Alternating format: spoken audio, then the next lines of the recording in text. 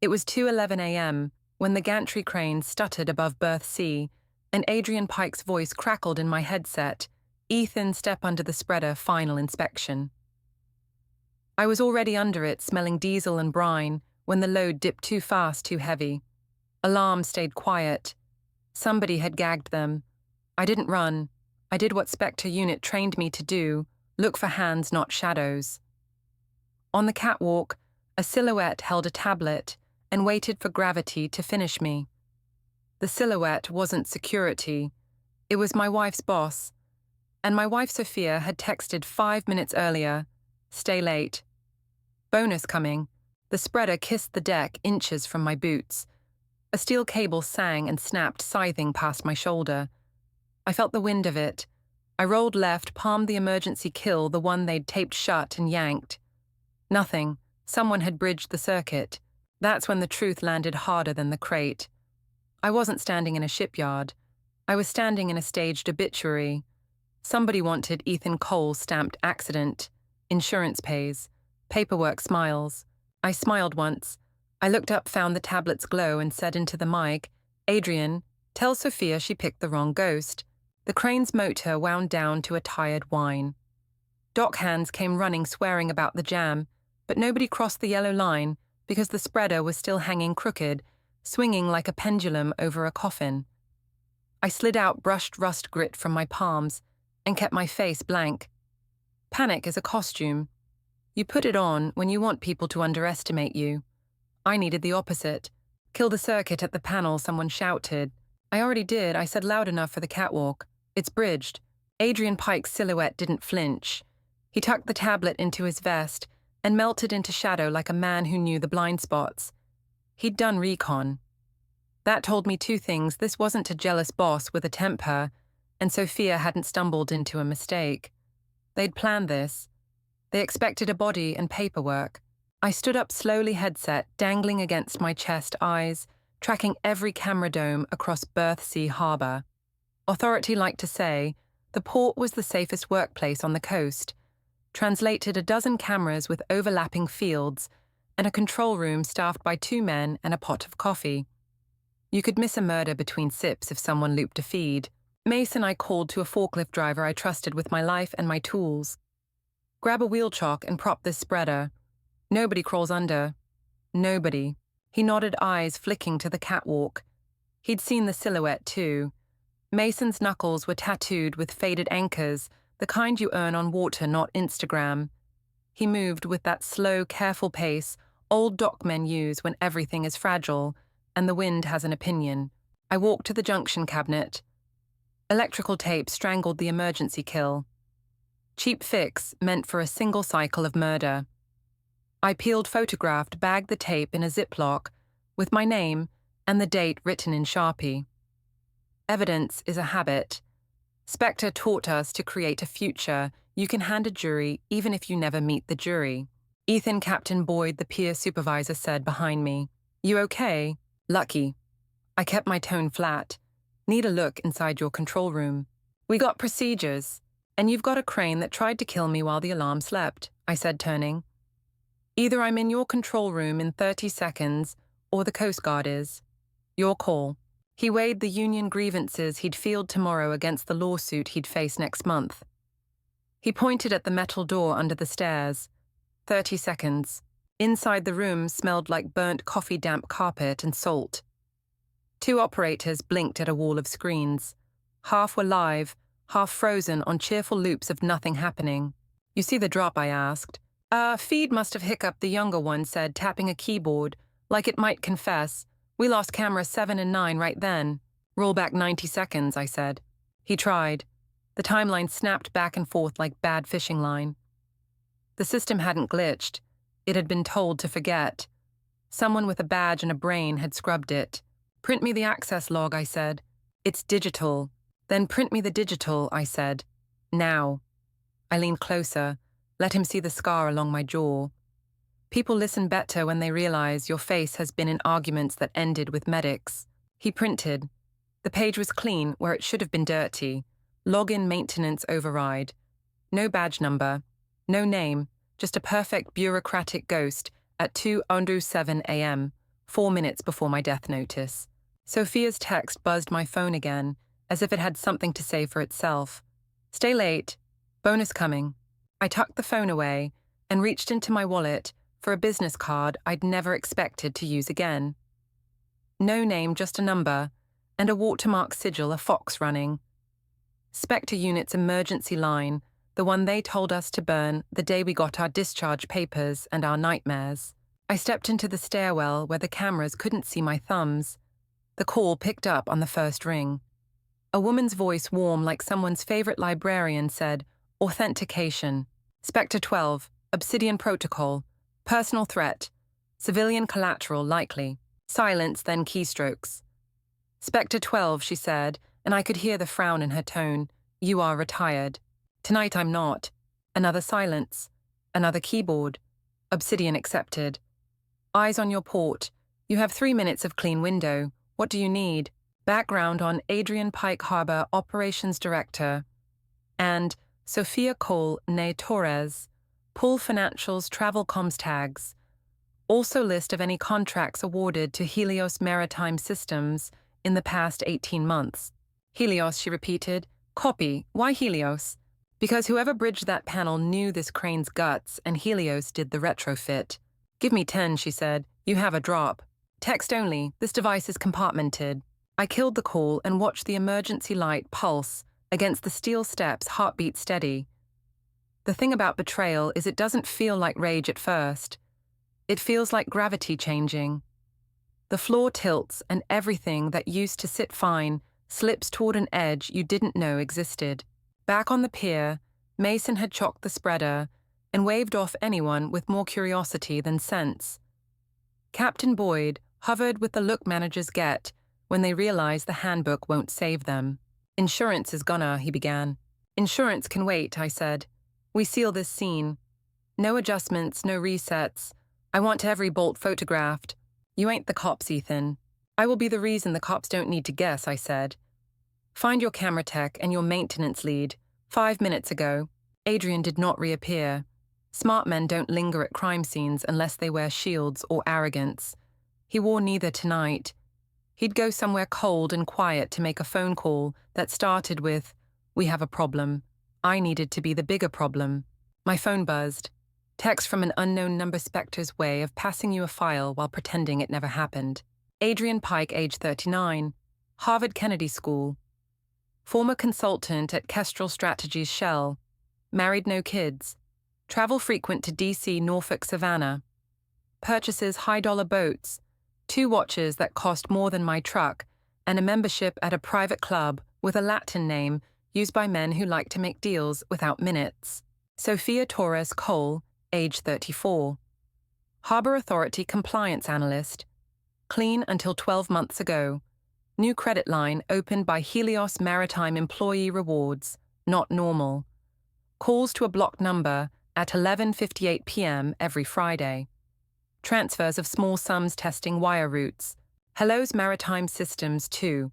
No-bid port modernization contracts. Subcontracted alarm systems to Larkin Security, known Kestrel affiliate. The Fox kept running. I exhaled slow, like someone blowing out birthday candles for a life they never asked for. This wasn't an affair. This was organized, salaried betrayal. Boyd, I said, pocketing my phone, who signs our vendor renewals. City procurement with our recommendation. And who writes your recommendation? Sophia's unit. Right, I said. I signed out of the shift. Paper trails are a kind of camouflage. The more boring your footprints, the easier you move. I jogged the seawall to the admin building, a 2-story box with a glass atrium and a lobby guard whose crossword puzzle had seen more action than his radio. He looked up. I flashed my badge and the dirt on my shirt. Doc Grime bought me sympathy I didn't deserve. Rough night, he said. Rougher if I don't get my locker key, I lied, and he buzzed me through. Sophia's office was on the second-floor compliance row. Frosted glass succulents, motivational posters about ethics designed by people who had never been tempted. Her door was locked. Her inbox was not. I slid a Slim Jim under the latch and felt the click. Old skills are like scars. They don't fade, they just sit quiet until somebody pushes them. Her desk was tidy to the point of performance, every file squared, every pen aligned. That kind of order is a story you tell the world to hide a different mess. Top drawer gum chapstick, a love of lists. Second drawer, a spare pair of flats and ibuprofen. Bottom drawer locked. I knelt, examined the cheap cam lock, and used a rake pick to bounce it open. Inside a red Helios folder, a burner phone in airplane mode, and a notebook with nothing written on the first 10 pages. I flipped to the middle. Invisible ink is only invisible to eyes that don't look sideways. Indentations tell the truth. I angled the page under the desk lamp and saw the pressure of words written on a sheet that had been removed. 9 to 24, confirmed crane maintenance. AP will loop Larkin security to mirror cam feeds. EC works late most Thursdays. ST will route him to berth C. My initials made a tidy tombstone on her page. I photographed everything, reseated the lock, and closed the door soft. The guard was absorbed in 17 across. "Get your key," he called without looking up. "Yeah," I said. My voice didn't crack. That surprised me. Outside, the tide licked pilings with the slow patience of a thing that always wins. I walked past the line of harbour bollards to my truck, an old F-150 that had outlived better men. Inside the glove box sat a Pelican case that Sophia believed held a jump starter and a first aid kit. It had those things. It also had a ceramic blade that didn't trip metal detectors, a flash drive with Spectre tools, and a roll of tape that left no residue and no goodbyes. When you find out the love of your life has been auditing your steps for somebody else's bonus, you are supposed to fall apart. I've always been bad at supposed to. I took 30 seconds, the cheap kind, the ones you spend quickly to feel the ricochet. Then I did the ugly next thing. I texted Sophia still at the pier. "Crane is down. You awake?" 3 dots. Then yes. "Are you okay?" "Come out," I typed. "Need a ride. Truck's dead." If she was alone, she'd come. If Adrian was in her ear, he'd tell her to stay put and let gravity finish its work. Either way, I'd learned something. The dots bounced. "Then I'm in the shower. Can it wait?" "I'll wait at the parking lot," I wrote and sent a pin. The lot camera had a blind pocket where the pole shadow made a triangle at this hour.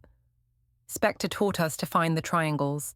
I put the phone down and stared at the harbour, the cargo lights, the slow chew of a tug's engines.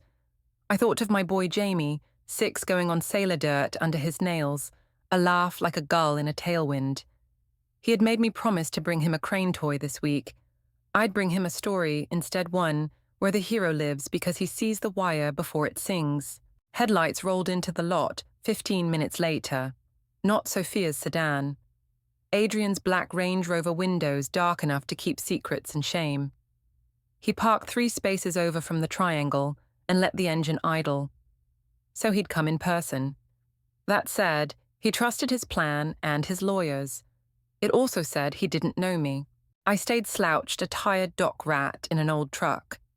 He got out alone, checked the mirrors, a man who knew cameras existed, but had always worked on the side that edited. He approached the driver's window, smiling the kind of smile you save for fundraising and funerals. "Rough night," he said. His teeth were too white for honest work. "Thought so," I said, meeting his eyes in the reflection on the glass. But then, the calisthenics rig just needed a little tape. He blinked. The code didn't land. I cracked the window an inch enough to pass sound and not a hand. "You okay?" he asked. "I will be," I said, "after you tell me why my wife told me to stand under a dead crane." His smile didn't fall, it calcified. "You're upset. Understandable. Accidents. Don't lecture me about accidents while the tape on the kill switch is still warm in my pocket," I said, holding up the bag. "Here's what happens next. You tell me where Sophia is. You tell whoever is paying you that I am not a memo. And you call your Larkin friends and tell them to stop deleting harbour history." He glanced over my shoulder, more habit than hope, making sure I hadn't invited friends. I hadn't. Not the kind he could see. "You're making a mistake," he said softly. "Sophia loves you." "Does she?" I asked. "Then tonight she can prove it." My phone buzzed. New text from a number I didn't recognize. "You're awake." "Good. Come home. We need to talk." Not Sophia's usual punctuation, but her habit of signing messages as if I forgot her name was spot on. She'd once told me signatures made her feel professional. You learn years later that professionalism was the only part she meant. Adrian saw the screen light. He stepped back. "Go home," he said. "We'll handle the crane." "I'll handle the crane," I said, "and the rest." I drove away first, not because I was finished, but because war isn't won at a tailgate under sodium lights. It's one where your opponent thinks you're alone. On the road, the dashboard glow lit the photo clipped to my visor Jamie, in a life jacket hair, while the water behind him pretending to be harmless. I tapped the Fox watermark on the card once like a salute, and called the librarian again. "Spectre 12, she answered. "Obsidian remains open. I need a custody plan," I said. "If this goes black, my son goes to my sister Amelia Cole Nashville. Pre-clear her, quietly." "Copy," she said, the warmth in her voice trimmed into steel. "You have about 6 hours before whatever you've kicked wakes up angry." "It already woke," I said. "Time to stop pretending I sleep." I turned the truck toward home, a small blue house with a lemon tree and a porch swing we never quite leveled. I wasn't going there to reconcile. I was going to inventory the truth. Then I was going to set the first trap of the rest of my life. The porch light was on when I turned onto our street, which meant either Sophia was awake or she wanted the neighbors to believe she was. I parked 2 houses down and walked the sidewalk like any man who'd worked a late shift, slow shoulders, tired lunch pail knocking my knee. At the mailbox, I paused to look at bills. What I really looked at was the reflection in the glass pane of our front door. No movement inside. A second reflection in the driver's mirror of a sedan across the way didn't blink. Surveillance pretends to be boredom. Real boredom fidgets. This didn't. I keyed in, left the lights off, and tasted lemon oil and the faint iron of a house that had been cleaned too hard. "Soph." I called same as always because rhythm is a sedative. "You up?" "In here," she answered from the kitchen. Her voice was composed like someone practicing not to break under small talk. I stepped in. She wore a robe and the same perfume she wore to interviews. Coffee steamed in a mug she didn't drink from. She reached for me. I let her arms rest around my waist and counted her breaths. "Too fast." "You scared me," she said. "Your text." "The crane scared me," I said. "You told me to stand under it." Her eyes flashed hurt. She was good at it. "Ethan, I sent 100 messages. It was a general update." "Stop," I said quietly. The tape on the kill switch had timestamps. The access logs show maintenance override at 2:07, and I found a Helios folder in your desk, next to a burner.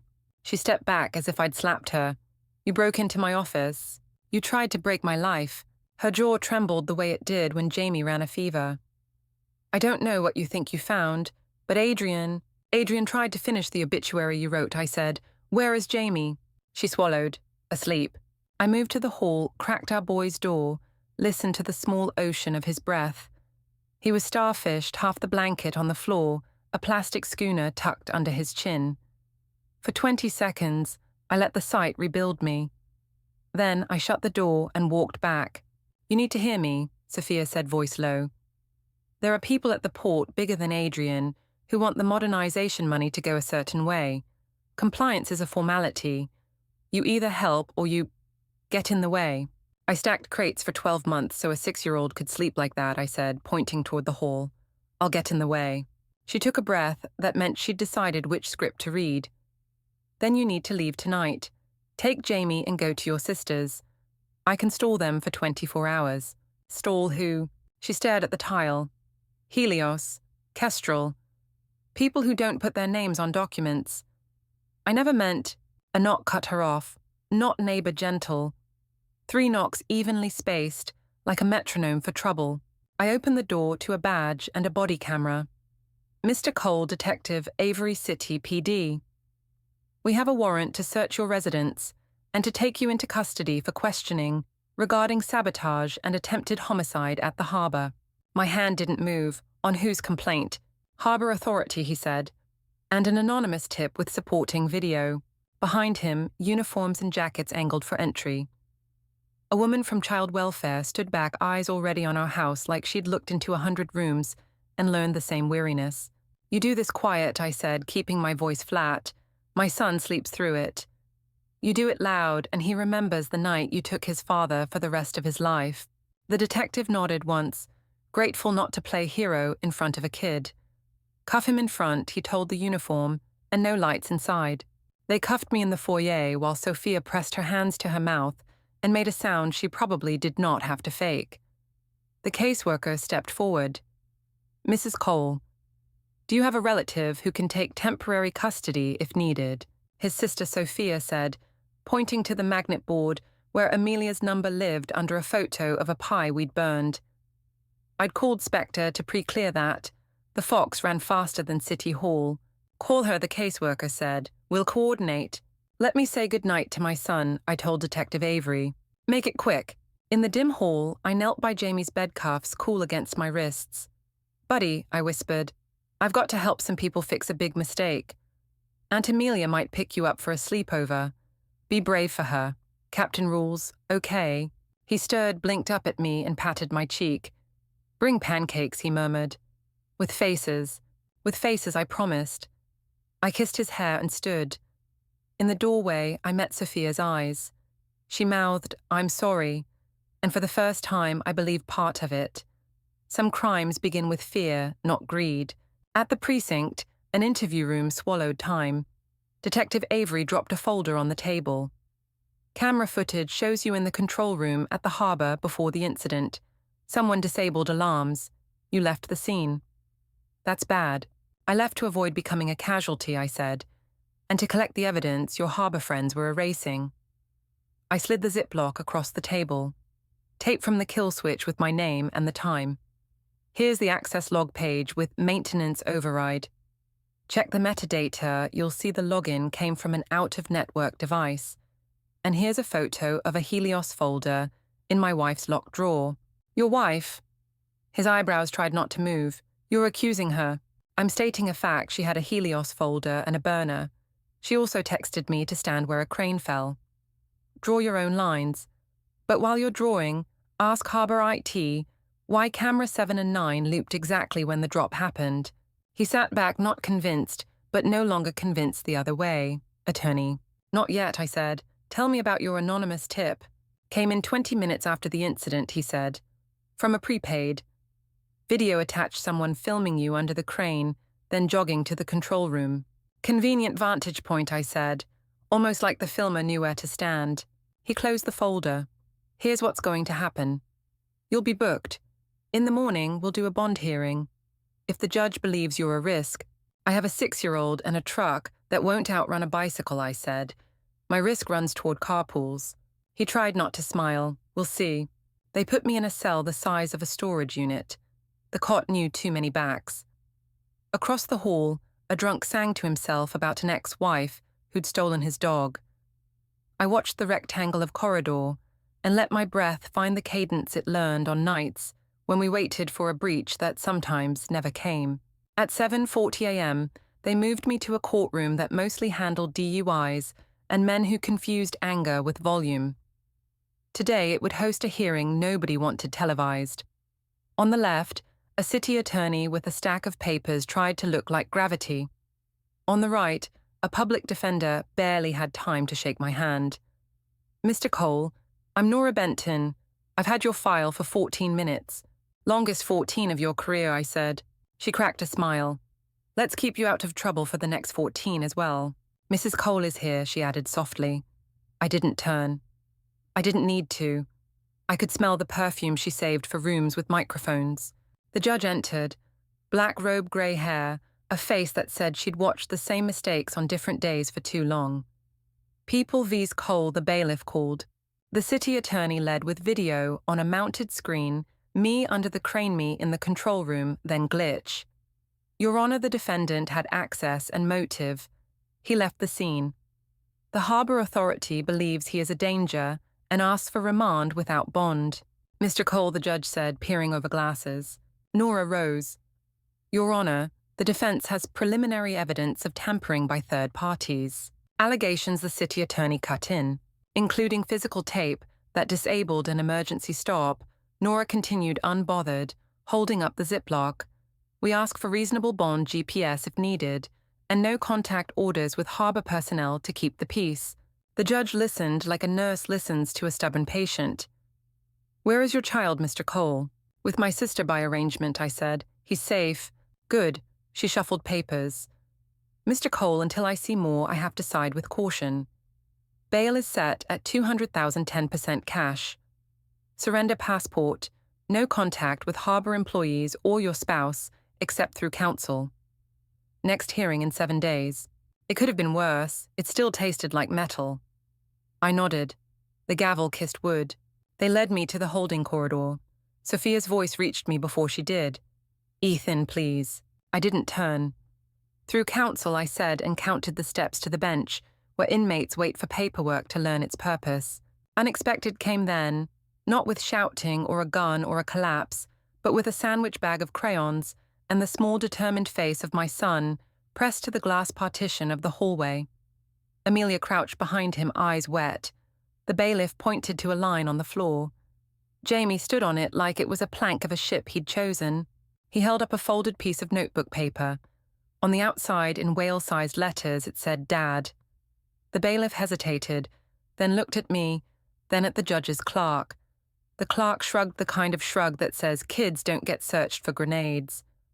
The bailiff opened the slot and slid the paper through. I unfolded it, crayon map. Our house drawn as a square with a door. 2 stick figures, me and Jamie smiling like maniacs. And in the bottom corner, taped to the page with messy loops, a tiny black rectangle, a microSD card. Under it, in 6-year-old handwriting that leaned on the lines like training wheels, I fixed everything. My vision tunneled and widened all at once. I looked at Amelia. She mouthed, "He found it," under Mum's plant. Sophia's plant. A ceramic pot on the office shelf, where she kept a fern that hated sunlight. The perfect place to hide a pinhole nanny cam, pointed at a desk and its drawer. I slipped the microSD into my palm, folded the note and tucked both into my sock, while the bailiff pretended he hadn't seen a thing. "Is that okay?" he asked, mostly to his conscience. "It's a drawing," I said, "of a house we can afford." In the cell again, I sat on the cot and let my heart break in the exact shape of hope. The fox ran. The librarian would answer. The footage, if it showed what I thought it would put a finger through the harbor's looped film and rip. An hour later, the guard knocked the bars. "Mr. Cole." Someone posted bail. Who, I asked. He checked the screen. Anonymous. Cashier's check. And a business card came with it. He passed it through. A white card. No name. A watermark fox sprinting. I smiled. "Tell my son I'll bring pancakes," I said, with faces. Bail smells like bleach and coffee. Amelia's hug smelled like flour and laundry soap. Jamie's hair smelled like sleep. On the courthouse steps, I knelt and let him climb me like a mast. He patted my cheek with the seriousness only 6-year-olds and surgeons have. "Pancakes tonight." "Faces and hats," I said. "Captain's honor." Avery waited a respectful 10 feet away, pretending to study a bulletin board. He was reading me. I read him back. No ring groove, no gambling tan shoes shined, shirt old. A straight cop in a crooked conversation. "You going to disappear, Mr. Cole?" he asked. "I'm going to protect my kid and bring you evidence that doesn't have an edit button." He looked at Jamie, then at Amelia. "Keep your phone on," he said, like a friend who wasn't allowed to be one. At Amelia's, I made pancakes that looked like pirates. Jamie made the sounds pirates make. After I tucked him in my sister's guest room and clipped a tiny grey whale to his backpack. Inside the whale, a Spectre tag with a battery that would outlive my truck. If Aunt Amelia ever says time for ice cream at night, I told him you go straight to the neighbor's porch and wait. Don't ask why. Just go. Even if I'm in pajamas. Especially then. He nodded like I'd just knighted him. Kids accept rules if you hand them a mission with them. In Amelia's kitchen, I slid the microSD card into an old Chromebook that had never seen our Wi-Fi and would never see it. The video opened with a shaky angle from a planter shelf. Sophia's office. Timestamp 1:41 a.m. A hand set the fern down and nudged the pot until its rim framed the desk. Sophia's hand. She sat, pulled the locked drawer, and placed a red Helios folder on the desk with the quiet certainty of someone who'd rehearsed the move. Then the camera caught the edge of her phone. Text bubble: Adrian maintains schedule. Crew is in place. Larkin has the loop. Sophia. He works late. I'll nudge. At 1:58, Adrian entered without knocking. The camera saw only his torso and the corner of his jaw. He wore the same vest as at the pier. Tape the e-stop, he said. 2 layers. We'll bridge at the cabinet. Feed will show loop. Maintenance override in 5. Sophia whispered, he'll notice. He'll be too dead to notice, Adrian replied. Insurance pays in 90 days. I watched my wife's shoulders lift and fall like a tired swimmer who sees the shore and a shark. I didn't sign up for that. You signed a Helios reward card, he said. Same signature. I paused the video, let the silence in Amelia's kitchen settle like dust. Anger can be gasoline if you splash it, or a match if you strike it at the right time. I needed heat, not flame. I scrubbed through. More Sophia sending the stay late text. A voice memo she didn't know the planter heard. Please work. I need this to work. For who? For fear, for money. For both, betrayal feels cleaner if you can label it. This was muddy. Mud sticks. Spectre tools lived on a flash drive like they were shy. I launched the hash utility, ran SHA-256 on the file, saved the hash 3 places. Chain of custody is a religion. You tithe early. I burned the footage to 2 more cards, sealed them with tamper tape signed across the seam, took photos with the timestamp app that lived only on the Chromebook.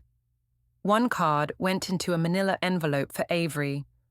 1 into a church donation bin 3 blocks away under a stack of hymnals no one had opened since Easter. The 3rd went into my boot. I texted the librarian, package confirms conspiracy, requesting Obsidian Plus passive surveillance on Helios, Kestrel, Larkin, and Family Shield for Amelia Plus child. Her reply came as fast as fear. Obsidian Plus accepted. Names moved to quiet watch lists. Family Shield active. Do not hand original to Harbour. Deliver to Avery directly, or DA's intake with receipt. Also, Sophia flagged for coercion indicators. Proceed as if she's both source and risk. Source and risk. That's what perspective feels like when it shifts. The world stops being a map of enemies and becomes a map of decisions you don't get to make once. I drove to the diner Sophia liked when she wanted to play normal. Vinyl Booth's coffee that ate copper eggs you could cut with a spoon. She was already there in a corner, hair pulled back the way she did when she expected to argue. Adrian's Range Rover sat 3 blocks down with a ticket under the wiper, a small mercy from a meter maid who didn't know she'd marked a wolf. I set my phone on the table screen down the recorder already running. You hit a camera, I said. Her eyes flicked, and there it was, the tiniest relief. I hoped you'd look, she said. Then why did you keep going? Because a man from Kestrel sat in my office and told me my little brother's student loans could disappear. And your security badge could too. She said words rushing like she was trying to get under a door before it slammed. Because they handed me a Helios card and said, congratulations, like I'd won a raffle and not a leash. Because Adrian smiled and said, compliance is a story we tell insurance companies. And I believe the part where nobody gets hurt. Somebody always gets hurt, I said. They count on you not asking who. She flinched. I told myself you were safe. You're always safe. I'm safe because I plan for what honest people pretend won't happen. She stared at the Formica. We could leave, she said. Take Jamie. Drive to your sister's. I can stall them. I already moved Jamie, I said. And I'm not leaving. I'm not running from men who call murder paperwork. I'm going to turn them inside out and hand what's left to a judge who still sleeps. She looked up. Whatever was left of our marriage sat between us like a suit we'd outgrown. If I tell you names, she whispered, do I ever get to be not this again? Truth doesn't make you clean, I said. It makes you useful and maybe free. She told me 3 names and a routine.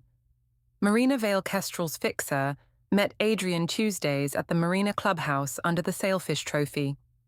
Larkin's tech lead Ellis Hart liked to brag to a bartender named Ray about turning ports into theatres. Helios VP of Ops Connor Dade flew in Fridays on a charter he billed as vendor review. I paid and left. In the parking lot, I felt the watcher before I saw him. A man leaned on a light pole with the posture of someone who has never once wondered what to do with his hands. His jacket bulged, the way jackets do when they hide something that answers questions permanently. "You Ethan?" he asked. "Depends who's asking," I said. "Friend," he said, and his mouth couldn't keep the word from lying. He moved to block my door. I stepped closer like I was going to whisper. Then I did something my therapist would call maladaptive, but Spectre called Tuesday. I headbutted his nose. He folded forward with a sound like a snapped pencil. By the time he found his hands, he found them cuffed to the pole with a zip tie that had been in my pocket since Iraq. "I'm filing a complaint," he groaned. "Please do," I said. "Spell my name right." Across the street, a beat-up Corolla honked twice the librarian's version of a wink. I climbed in my truck and let the adrenaline leak out my fingers. Perspective isn't just attitude, it's tactics. 10 hours ago, I wanted to clear my name. Now I wanted to collapse a supply line. I called Avery from the truck. "I have video," I said. Sophia's office, names, the tape on the kill switch, the access log. "I'll hand you a sealed copy if you meet me at the church on 5th in 20. He didn't ask which church. Only people who mean yes answer that fast. "Bring it," he said. "And Ethan, come alone." At St. Bridget's, he parked 2 spaces over from me and waited instead of crowding. Wise. We walked in together like 2 sinners who knew which pew creaked least. In the last row, I slid him the envelope. He slid me a receipt with a timer case number and a signature that looked like an EKG. Chain of custody sealed with a stamp and a nod. "If this is what you say it is," he said, "I'll go to the DA today. But if you're playing me—" "I'm not playing," I said. "I'm hunting." "And your wife?" "Source and risk," I said. He took that in. "Keep your phone on," he repeated and left. Back at Amelia's, Jamie built a harbour out of Legos and announced safety inspections in a voice that could have sold bonds. I watched him and understood my mission had changed for good. This wasn't about not going to prison. This was about making sure he grew up in a city where cranes drop only because metal fails, not because men choose. I opened a new note on the Chromebook and wrote 3 lines. 1, I will not be baited into rage. 2, I will record everything twice. 3, I will make choices Jamie would brag about. Then I built the first Dead Man Switch, an email scheduled to blast the video the hash, and a summary to 3 reporters, 2 union reps, and a Coast Guard investigator if my phone didn't move for 6 hours. Insurance for my conscience. At dusk, I drove to the Marina Clubhouse. Inside, under the sailfish, Marina Vale's laugh sounded like a woman who had convinced herself courage and cruelty are the same temperature. Adrian sat with his back to the room, because some men mistake power for immunity. I took a table at the bar, ordered water, and angled my phone so the mic could catch their words. Marina said the accident failed. We pivot. Adrian said he's on bond. We smear him, then pull his job. Marina said, and the kid. Adrian said nothing. You can measure a person by the silence they choose. That's when I knew I wasn't the one on defense anymore. Perspective didn't just tilt, it locked. I wasn't a victim of a plan. I was writing the next page of it. And when they turned it, they'd find their own names. Friday came with foghorns and a message from the librarian Connor Dade, wheels down 1106. Charter Tale, N51CD. Meeting invite sent to vendor review, compliance alignment. Room assigned, Harbour Annex B cameras, under Spectre custody for 2 hours. Use wisely. 2 hours. In my old life, we toppled regimes in less. I called Detective Avery from Amelia's driveway. Your DA want a silver platter, I asked, because I'm about to plate Helios Kestrel and Larkin. Warm. Where and when? Annex B at 1. Bring a court order to preserve electronic systems. Bring a Coast Guard MTSA inspector and an OSHA guy who doesn't blink. MTSA. Maritime Transportation Security Act, I said. You don't need to know the chapters. Just bring the clipboard. He whistled. You're running a sting, Mr. Cole. I'm setting a table, I said. They'll serve themselves. Before I left, I crouched by Jamie's fort of pillows. I've got a big meeting, I told him. Mission rule, if Aunt Amelia says code word macaroni, you stay inside and play submarine. Okay. What if the submarine needs pancakes? We surface after the mission. He saluted with 2 fingers and solemn eyes. War makes children precise. At the port, the fog lifted enough to show the ship that had arrived overnight a wall of steel stacked high with containers colored like hard candy. Dockhands moved with the brisk choreography of men who trust each other with their lives because they have to. Mason spotted me and lifted his chin. Word travels Ethan's out on bond, Ethan's mad, Ethan's quiet. I walked the perimeter like a foreman counting steps. What I really counted were cameras and access panels. Patches Larkin had touched splices that weren't in the work order. At the junction cabinet near press 4, I saw the bridge they'd used a tiny jumper, clipped across a contact like a paperclip with an education. I photographed it and didn't breathe on it. Spectre's courier, a woman in a safety vest that said "River Clean," handed me a canvas tote.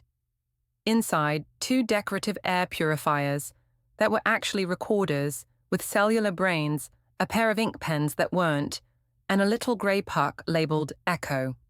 The note said, "Puck listens to 2.4 GHz, place near Larkin Gear." I took Annex B early. It was the kind of room vendors love glass wall to look legitimate bad coffee, to encourage short meetings a whiteboard, begging to be lied to. I planted the purifiers at either end of the credenza and clicked them on. A green LED winked once and went to sleep. The Echo puck I slid under the conference phone tape side up. Avery arrived with a woman in a blue windbreaker that said US Coast Guard and a man whose clipboard looked heavier than his lunch. The Coast Guard inspector introduced herself as Chief Warrant Officer Leah Durfee. Her handshake said she'd written tickets nobody liked and slept fine. The OSHA man had a mustache that had seen 1,000 guardrails. "Barta," he said, "I count bolts." "We'll be church mice," Avery said, eyeing the devices. "You sure you want to be in the room when they incriminate themselves?" "They won't incriminate," I said. "They'll try to align. That's where the tells live." "Your wife." "Source and risk," I said. "If she shows you watch her hands. If she doesn't, you watch Adrian's." At 12:58, the door opened like a clock spring. Adrian first smile, high-beam eyes matte. Marina Vale behind him, phone in her palm like a rosary. Ellis Hart entered with the casual arrogance of a tech who knew how to make history disappear with a patch. And then Connor dayed crisp suit pilot's tan, the relief of a man who considers the world a business-class cabin. Ethan Adrian said, like we were friends who'd survived a funny story. "Appreciate you joining a quick alignment. I work for the port," I said, "and for the people who don't want cranes to murder fathers." Marina's eyes measured me and filed the measurement somewhere expensive. "We're here to make sure the narrative matches the facts," she said. "Compliance loves clarity." "Facts first," I said, tapping the whiteboard with a marker. "Timeline." I wrote 141, 158, 207, 211. At 141, a Helios folder opens in a compliance office. At 1:58, your operations director discusses taping an e-stop. At 2:07, someone inserts a maintenance override with no badge number. At 2:11, a crane tries to finish my obituary. Any clarifications? Marina's smile didn't touch her eyes. Allegations, not facts. Would you like to see them become facts, I asked, and reached for my tote. Marina moved faster than I expected. Let's not posture, she said, palm up. We're prepared to make the harbour, whole equipment, upgrades, safety stand down, training a community donation to the Union Retirement Fund. Nobody wants careers derailed. That's generous, I said, especially the part where you buy a retirement you didn't earn. Connor cleared his throat. Our interest is partnership, he said. We've delivered modernization for 27 ports without incident. Ellis Hart chimed in with the bored confidence of a man who codes at midnight and thinks he's untouchable. Looped feeds happen, he said. Firmware's cranky. We whitelist your device's update reboot and the hiccup disappears. And with it, I said, so does the evidence. Marina's gaze sharpened.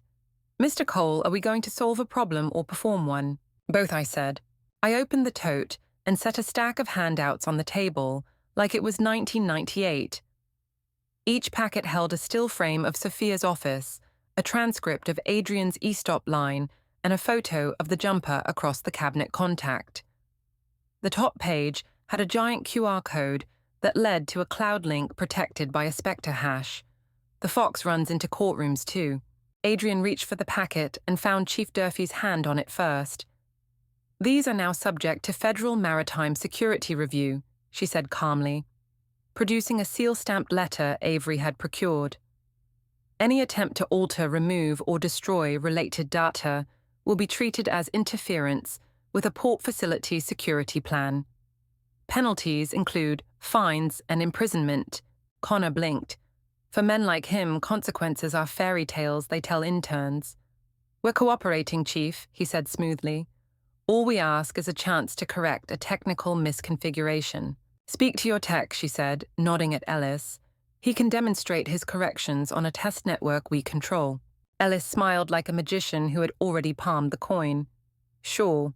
We moved to the adjacent lab, a small room with racks of gear that ran the port's access control cameras and alarms. I'd been there twice in my 3 years, both times to eat stale donuts during drills. Today, it was the stage. Ellis plugged into a switch, tapped like a pianist, and began to diagnose. The echo puck under the conference phone chewed the 2.4 GHz air and spit traffic to the purifiers, which Bless Spectre texted logs to the librarians underground. "See," Ellis said, pointing to a console window full of comforting nonsense. "Loop flags engaged by a false positive. I'll clear them." "Before you do," I said, "how about we check the audit trail?" He rolled his eyes. "Dude, audits are noisy." "Noise is where truth hides," I said, and nodded to Barter. He produced a laminated card that told operators what to do when a guy like me asked for logs.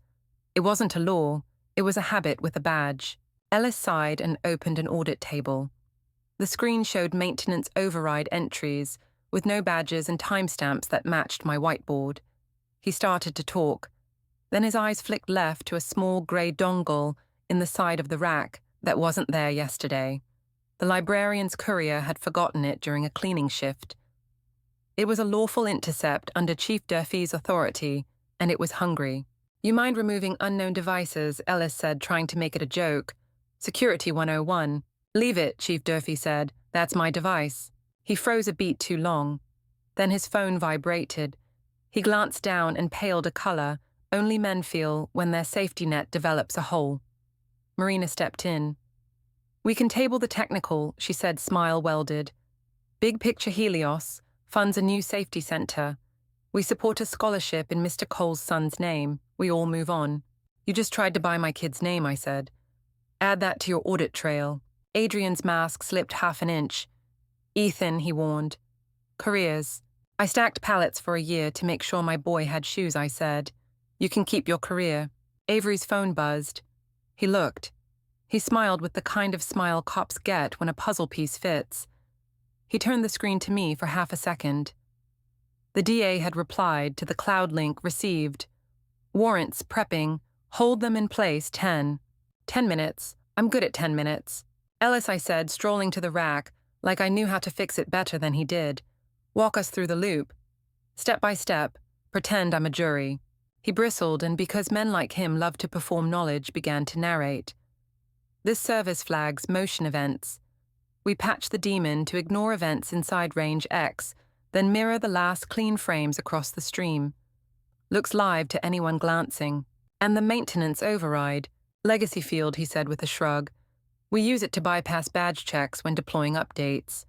It's safe." "Safe," Chief Durfee echoed, writing the word like a warrant. "For who?" For a beat, the only sound was air through ductwork and someone laughing too loudly down the hall. Then the door opened. Sophia stood there, hands empty, eyes red. "Source and risk." "I recorded you," she told Adrian and Marina, in a voice that shook but didn't waver. "Everything. The folder, the text, the plan." Marina didn't turn her head. She adjusted a cuff she'd already adjusted. "You should call a lawyer, Ms. Cole." "I called my husband," she said. Ellis snorted. "Romance hour." Avery stepped between them and the exit, like a man who'd learned choreography. 2 deputies in plain clothes filled the hall. Chief Durfee looked at her watch. "Time," she said, as if she'd been waiting for a bus. The DA's team arrived with a wheeled Pelican and the paperwork that makes federal agents and IT men slow down. They imaged the rack, copied the audit table, and photographed the jumper in the junction cabinet like it was a rare bird. Marina's phone buzzed a dozen times and she didn't look. Connor's smile died finally. Adrian perspired the way men perspire when the world remembers gravity. New opportunity isn't always a door swinging open. Sometimes it's a room you locked yourself in, long enough for the right people to find the handle. We had them where they'd put me under a mechanism they thought they controlled. As the text worked, I took Sophia to a bench in the hallway. "You're late," I said. "But you came." "I was scared," she said. "You still are," I said. "We'll use it." "Us," she asked, the hope in the word so small, it made something in me regret its own armor. "We protect Jamie," I said. "Everything else is a project plan." Avery approached with a copy of a protective order and the faintest lift at one corner of his mouth. "Mr. Cole, Ms. Cole, thank you for your alignment." He glanced at Marina. "Ms. Vale, Mr. Dade. Mr. Hart, you're free to remain. Don't leave the county." Marina finally met my eyes. There was no rage there, only recalculation. "You've made enemies," she said. "I've made choices," I said. "My enemies made themselves." I walked out into the afternoon with fog burning off and gulls heckling the living. A text from the librarian was waiting. Door 1 closed. Doors 2 and 3 opening. Kestrel Regional Meet scheduled Wednesday. Dade's charter flagged. Also, your kid asked if submarines eat macaroni. He's fine. I typed back they eat the ships that carry it. Opportunity had stopped being a thing I waited for and started being a thing I built. I had a DA who would read a cop who would listen a Coast Guard warrant with teeth, a wife who might yet testify, and a son who believed submarines were brave. That's a fortune in any currency. We weren't done, but for the first time since the spreader dipped, I felt the floor tilt my way. I woke before the gulls and ran the seawall because I needed to stop shaking. Spectre taught us to breathe in boxes 4 counts in 4 hold 4 out 4 hold. I did it until the tide, and my pulse agreed on a truce. When you've spent years solving problems with force, the first act of growth is choosing not to reach for it. Back at Amelia's, Jamie padded into the kitchen, in dinosaur pajamas, hair static like electricity had opinions. "Submarine survived," he announced. "Captain reporting," I said, handing him a mug of cocoa shaped like a lighthouse. He took a solemn sip, then whispered, "Is Mum in trouble?" "She's in consequences," I said. "Different thing. She's helping fix the mess." He thought about that. "Like when I spill syrup but bring the towel." "Exactly." We walked the block to school and I watched him look both ways without being told. Every good habit you put into a child is a future you might not have to save him from. At the corner, he tugged my sleeve. "If bad guys come, do I punch or yell?" "Yell," I said. "Then run to the bakery. Ms. Larkin will hide you behind the flour." He nodded, storing the rule the way kids store magic tricks. After drop-off, I sat in Amelia's driveway and wrote a list on the back of a grocery receipt. 1. Father first. 2. Fight only where cameras and conscience agree. 3. If a choice helps Jamie sleep, it's the right one. Then I did the thing I'd avoided since discharge. I called the Spectre chaplain. He wasn't a priest. He was a former medic with a voice that made your spine stop bracing. "You always did check in late," he said, not unkind. "I'm walking a line," I told him. "Between the man who can end problems and the father who shouldn't. I need a handrail." "Write rules," he said. "Then let someone you trust hold you to them. Rage makes you stupid, and stupid gets people dead." I already wrote 3. Make 9. 9 you can repeat out loud when your hands itch. He stayed on the phone while I wrote 6 more record before react. Never corner a scared person in front of their kid. Leave a way out. Call Avery before I improvise. Don't trade a truth for an advantage. No revenge on credit. "Good," he said. "Now say them like prayer." I did. My chest loosened like a knot had remembered how to be rope. Detective Avery called while I was still holding the list. DA filed to preserve the harbor systems, he said. Judge signed. "We've got a window on Helios servers if we act fast. But Ethan, no cowboy stuff. We do this clean." "Clean is slower," I said. "Clean is stronger in court," he said.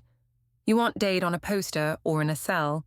"In a cell," I said, surprising myself with how fast the answer came. Growth isn't a sunrise. It's a choice that repeats. At noon, I met Chief Durfee and Barta in a training bay and did something I should have done months ago. I taught. 30 dockhands sat on folding chairs while I drew a crane control circuit on a whiteboard and showed them the inch-long clip that had almost made Jamie fatherless. Tampering doesn't look like a Bond movie, I told them. It looks like this. If you see tape, you don't touch. If a supervisor tells you to try the cycle quick, you step back and document harder than your grandpa fished. Use your phones. Photograph. Timestamp. Email it to yourself and to Union Council. Evidence is a habit. Mason watched me like he'd been waiting for this version of me to show up. When the question started, what if my foreman tells me, keep quiet? What if the camera freezes? I drilled the small answers. Call this number. Use this form. Stand here where the lens can't lie. We handed out laminated cards. Stop, snap, send. It wasn't fancy. It was a shield. Sophia texted midway through with a photo of the fern pot, the soil scraped aside the tiny camera, staring up like a truth that had done its job. I'll testify, she wrote. I'll say the parts I said. I'm sorry for the parts I believed. I stared at the bubble a long time. It's possible to accept remorse without surrendering your boundaries. Co-parenting, I replied. Court will give us a schedule. You follow it. You talk to Avery before you talk to me about the case. You talk to me about Jamie always. Okay, she wrote, always. A Spectre text arrived 10 minutes later. Kestrel Regional Meet, confirmed, Wednesday 6 p.m., Riverside Hotel. Marina Vale, Connor Dade, 2 board members. Room pre-wired by housekeeping friend. Your badge open side stair. Librarian recommends passive presence only. Record, do not engage. The old me would have brought a wrench and a sermon. The new me brought a charged phone, a pocket notebook, and the patience to sit 2 booths away, nursing coffee and anonymity. Growth looks like leaving your violence at home. That afternoon, Avery looped me into a prep with the DA. In a conference room that smelled like copier toner, and stress an assistant DA, younger than my boots, walked me through what testimony would feel like. Facts, only feelings later, she said. Jurors like clean lines, no speeches. You're thinking of my tendency to perform, I said. I'm thinking of every honest witness who turns into an angry one on cross, she said, not smiling. I practiced answers. Yes, that's my voice. No, I didn't edit the file. Yes, I entered my wife's office without authorization. No, I didn't remove evidence. I felt my spine trying to do that thing it does, lean toward the mic, like it can carry the weight of justice by itself. I let it go. The law doesn't need you to be eloquent. It needs you to be consistent. After dinner, I took Jamie to the park and taught him how to corner his bike without scraping his knees to ribbons. He fell once, looked up at me to see whether I'd flinched, then got back on. Again, he said, and my heart did the same. A man in a ball cap sat on a bench reading a newspaper with an attentiveness nobody gives to print anymore. Counter-surveillance screamed in my bones. I could have confronted him. Instead, I took a picture of his shoes and texted it to the librarian with the location. Bench park possible tail, I wrote. I. Friendly, she replied almost immediately. PD detail, Avery insisted. Grow nice, we'll prune the bushes. I laughed an actual sound instead of the brittle exhale I'd been doing all week. Maybe you don't heal. Maybe you build a scaffold around the injury and climb it. That night, Sophia and I had a hard conversation that did not once turn into a fight. We sat at Amelia's dining table with a legal pad and wrote a schedule the court would likely approve. Weeknights alternating weekends, holidays divided by coins and mercy. No surprises, I said. You text when you're 5 minutes late. You don't bring strangers into his life as penance for the parts you hate in yours. She nodded, tears doing what tears do when people realize consequences don't care about explanations.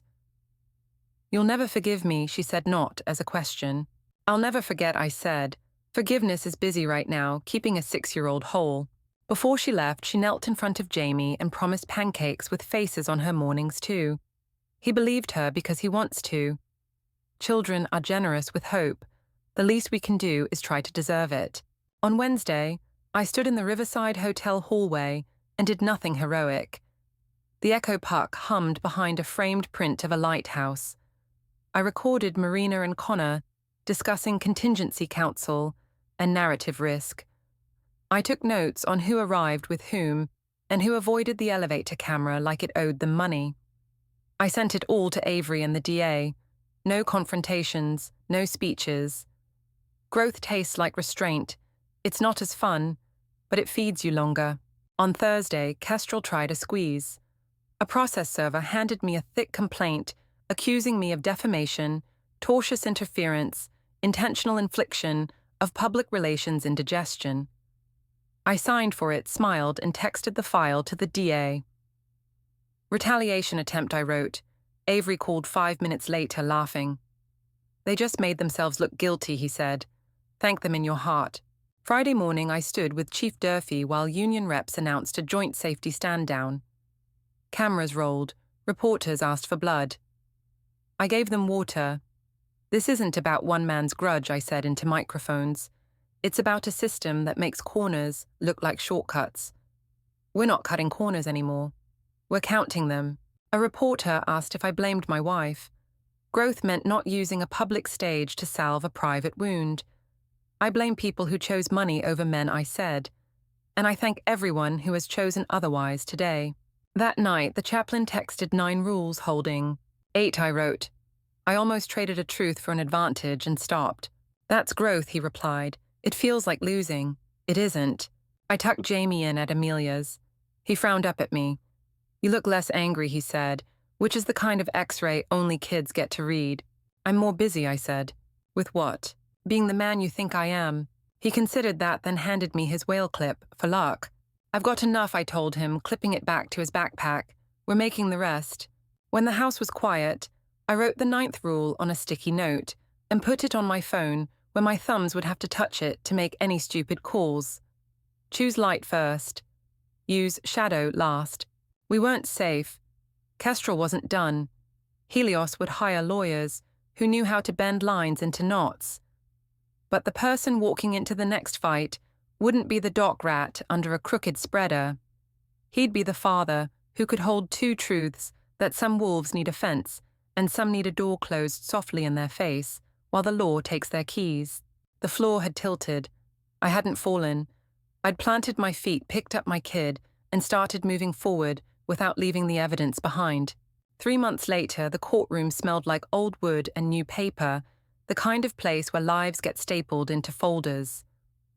Rows were full dockhands, in union jackets, reporters with microphones, a cluster of Helios people who suddenly looked like civilians. Detective Avery sat 2 benches back, arms crossed, eyes on the front. Chief Warrant Officer Durfee stood near the aisle uniform, crisp as a truth you can't bend. I took a seat where Jamie could see me if Amelia lifted him onto her lap. He waved the little plastic schooner. I winked. Strength is sometimes just keeping your face steady for a child. The DA went first voice level.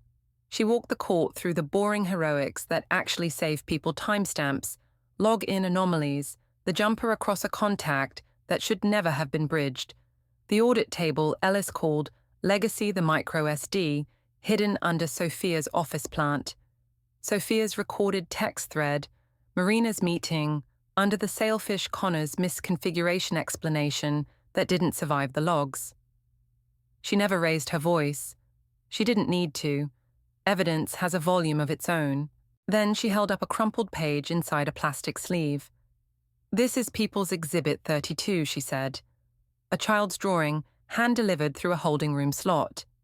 Crayon map of his house. In the corner, taped with too much love, a microSD card. On the front, in 6-year-old scrawl, I fixed everything. She let the room breathe. The card contained a planted camera's footage that corroborated every other piece of evidence. She turned to the jury box, though the verdict had already been read last week. The smallest act of courage, done by a child who wanted pancakes with faces, helped stop an industrial homicide. Defense did what defense does. Chain of custody. Your Honor, the defendant is a trained operative. They said Spectre like it was a rumor. They tried to turn my discipline into menace, my documentation into manipulation. The judge listened the way a lighthouse listens to weather unmoved.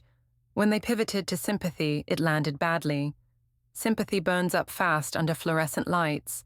The jury had convicted on the counts that mattered: conspiracy to commit attempted murder, tampering with safety systems in a maritime facility, wire fraud, obstruction, and a handful of state charges that sounded dry until you pictured a spreader drifting down toward a father's skull. Sentencing day felt like the air right before a storm breaks. The pressure is the point. The judge read quietly. Ellis Hart, 18 years federal with enhancements for critical infrastructure tampering. Connor Dade, 22 years, restitution orders that made his board blanch. Marina Vale, 20 years, permanent debarment from contracting. Adrian Pike, 25 years, the longest because leadership aggravates harm. No one clapped. It wasn't that kind of victory. It was the kind where a room exhales and remembers it has a future. Then the judge did something I didn't expect. She asked me to stand. Avery's eyebrow ticked. The room turned. "Mr. Cole," she said, voice even you walked a hard line. "You broke a lock to photograph a file, but you preserved the scene that would have buried you. You went to law enforcement when it counted. You restrained yourself when others would not have." She paused, weighing words like tools. "I cannot sentence you because you were never charged, but I will say this on the record." She leaned forward, and for a heartbeat, it felt like she was speaking to a room with only two people in it. "Mr. Cole, I sentence you to life." A stir. My chest tightened. She held the silence, then finished. "A life of showing up for your son.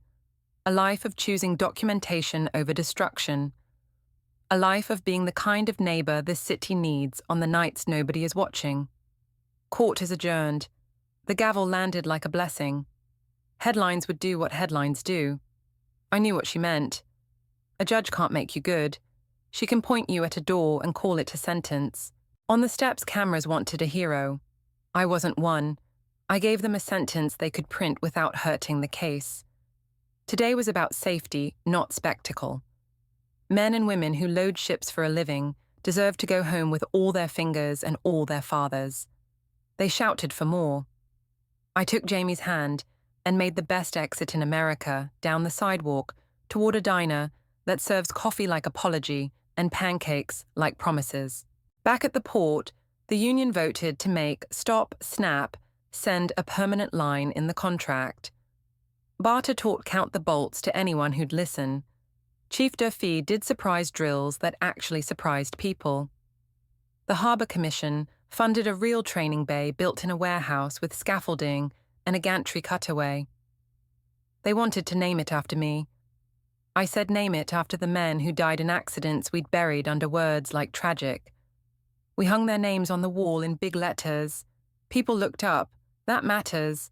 I took a position I didn't know how to want until I had it: risk technician and instructor. 2 days a week on the floor to keep calluses honest. 3 days in classrooms teaching how to outthink shortcuts. I taped my 9 rules to the back of every binder. Record before react. Don't trade a truth for an advantage. Choose light first. The slide that landed hardest was the one with a photo of a strip of electrical tape in a Ziploc. This, I told rooms full of people who worked hungry, is how they almost took a kid's father. It looks small. That's why it works. Sophia stood in front of a different judge and told the truth until it hurt her fear the card, the meetings the lie. She told herself that nobody gets hurt if you don't say victims out loud.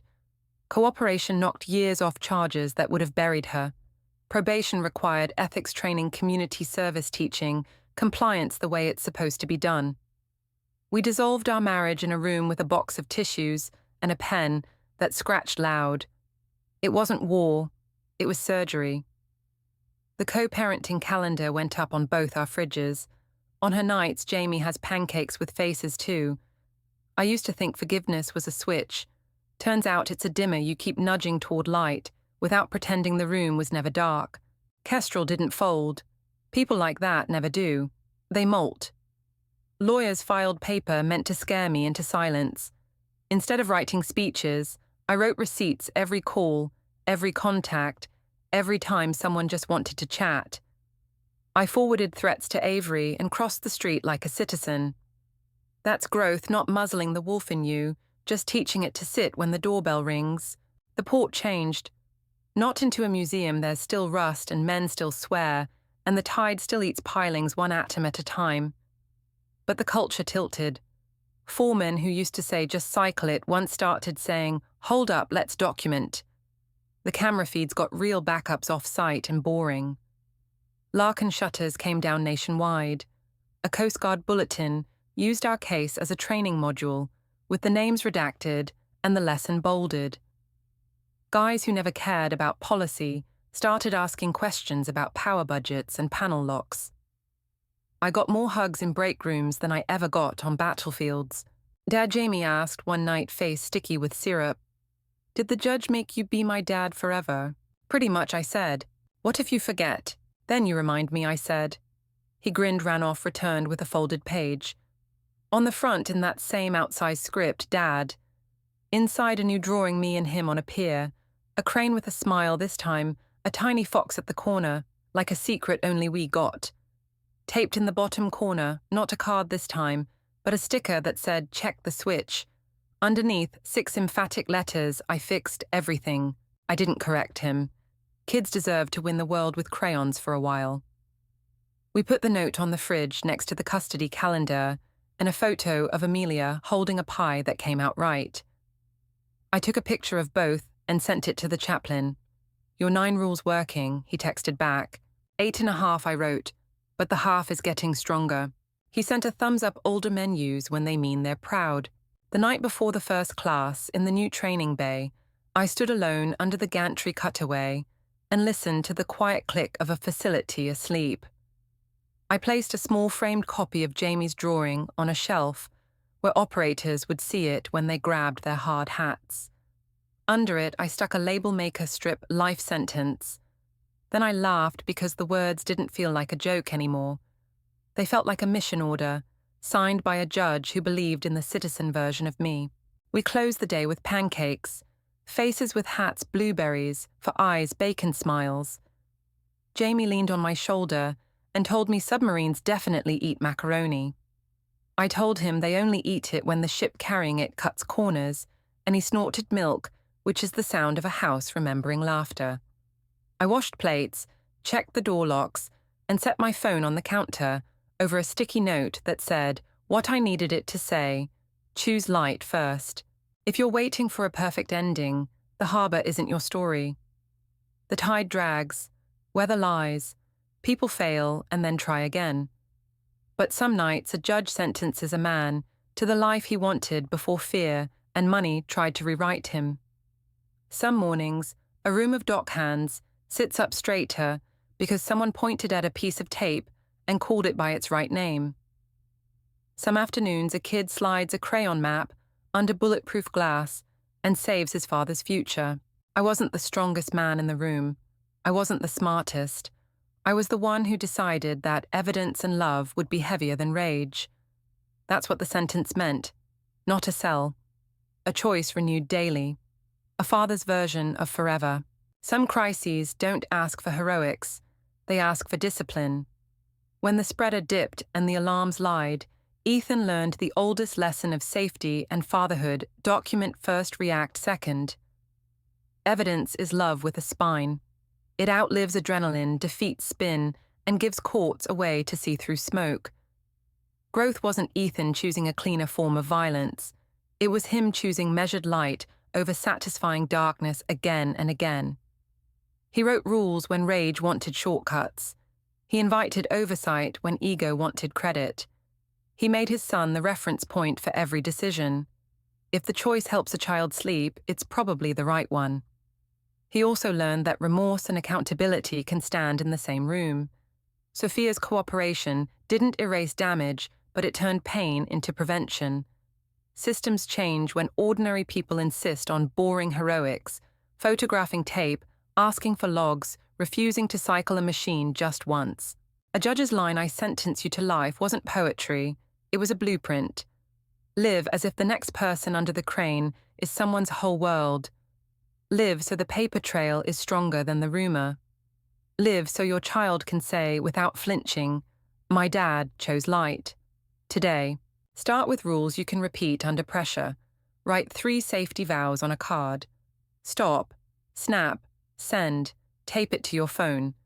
Build a habit of documenting anything that looks off, mismatched, seals, taped, switches, looped screens, rushed orders. Photograph, timestamp, email it to yourself and a supervisor, never the only copy. In meetings, ask for audit logs and badge traces. Silence those requests only in writing. Practice box breathing before hard conversations so you don't trade a truth for an advantage. Create a dead man's switch schedule, an email that releases evidence to trusted contacts if your phone stays still for hours. For family readiness, teach kids 2 anchors, a safe adult close by, and a code word that means move now. Co-parent like a professional project, clear schedules, on-time handoffs, no surprises. Choose light first, then use shadow carefully with a cop looped in. Evidence wins, rage only performs briefly.